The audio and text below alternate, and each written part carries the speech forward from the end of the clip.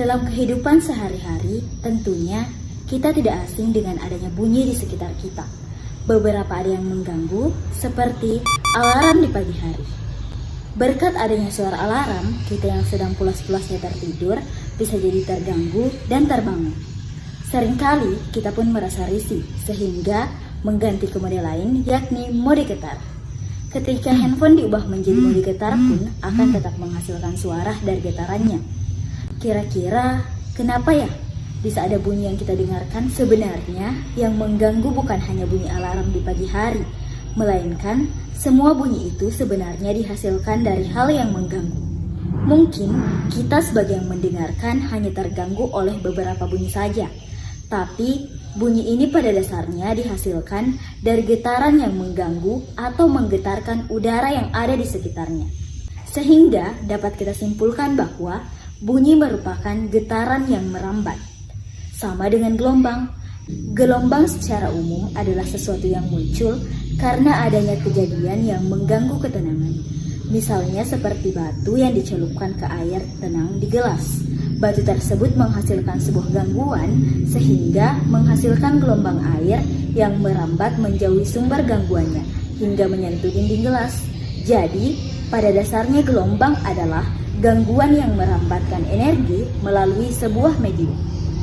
Sehingga dapat kita simpulkan pula bahwa bunyi termasuk ke dalam gelombang.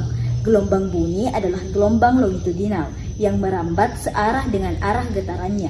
Gelombang bunyi merambat dengan cara merapatkan dan merenggangkan udara atau medium di sekitarnya. Medium yang paling umum digunakan adalah udara. Tapi bukan berarti udara hanyalah satu-satunya medium yang bisa menghantarkan bunyi. Benda padat dan cair pun dapat menjadi medium.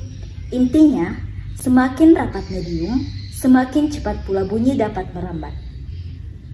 Ngomongin soal bunyi, ternyata ada loh salah satu bunyi yang sebagian besar menganggap tidak mengganggu. Kalian tahu nggak apa? Yaps, bunyi lagu kesukaan kamu. Saat kamu sedang nonton YouTube dan memainkan video dari salah satu penyanyi favoritmu dengan memainkan lagu terbaiknya, kamu akan terkesima ketika mendengar betapa indahnya lantunan bunyi yang keluar dari mulut sang penyanyi. Bunyi tersebut bisa terdengar indah karena adanya nada. Hah? Nada? Apa sih itu nada? Nada adalah bunyi teratur yang memiliki satu frekuensi. Rendahnya nada tergantung pada besar kecilnya frekuensi bunyi. Jadi, semakin sering udara digetarkan, semakin tinggi frekuensi gelombang bunyinya dan semakin tinggi nadanya. Selain nada, kalau kalian lagi nonton TV atau dengerin lagu, pasti kalian ngatur yang namanya volume kan, biar nggak terlalu kencang sampai bikin telinga sakit, atau nggak terlalu pelan sampai suaranya nggak kedengaran. Artinya, volume suara adalah kekuatan bunyi. Kekuatan bunyi bisa dinyatakan sebagai intensitas bunyi, di mana intensitas bunyi adalah daya rata-rata bunyi yang dipancarkan oleh sumber bunyi. Biasanya, intensitas bunyi disimbolkan dengan I yang didapat dari daya gelombang bunyi atau P dibagi luas permukaan yang dijangkau bunyi atau A.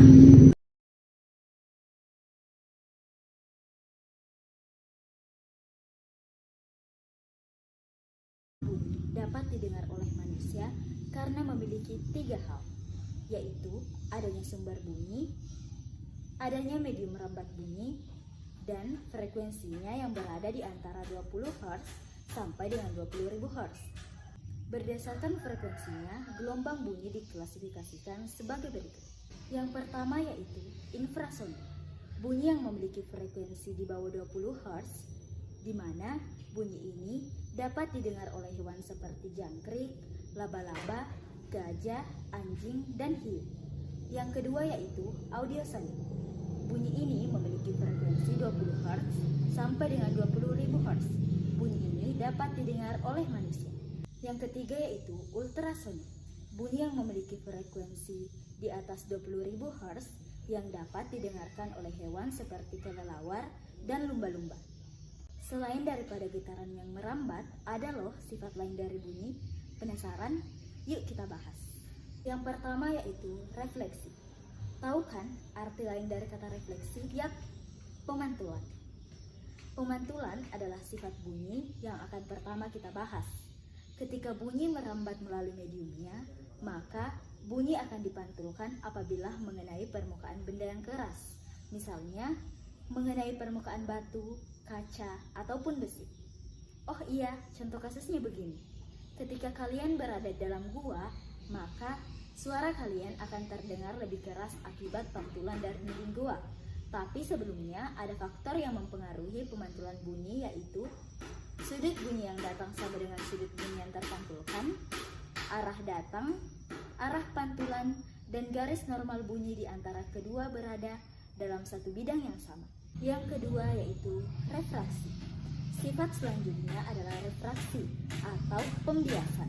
Sifat ini terjadi ketika ada bunyi yang melewati dua medium, misalnya melewati air dan udara, maka bunyi tersebut akan dibiaskan atau dibelokkan. Yang ketiga yaitu difraksi. Sifat difraksi atau pelenturan ini berlaku apabila ada bunyi yang melewati celah sempit, maka bunyi tersebut akan dilenturkan. Contohnya begini, ketika kalian melewati gang sempit, kalian akan tetap bisa mendengar orang yang berbicara dari dalam ruangan atau di seberangnya, karena bunyi bisa melewati celah-celah sempit. Sifat yang terakhir yaitu efek Doppler. Sifat yang satu ini bakal menjelaskan kalau ada sumber bunyi yang menjauhi atau mendekati pendengar, maka frekuensi yang didengar oleh si pendengar akan naik, turun, atau ketika mobil bergerak ke arah kamu, dia akan bergerak searah gelombang bunyi yang menuju ke kamu. Mobil itu akan terus menghasilkan gelombang bunyi dari suara mobil tersebut. Jadi, gelombang-gelombangnya bakal berdekatan. Inilah yang menyebabkan frekuensinya lebih besar saat kamu dengar. Sebaliknya, ketika mobil bergerak menjauh, dia bergerak menjauhi arah rambat gelombang bunyi yang menuju ke kamu. Jadi, jarak antara gelombang bunyinya jadi semakin jauh, sehingga frekuensinya menurun.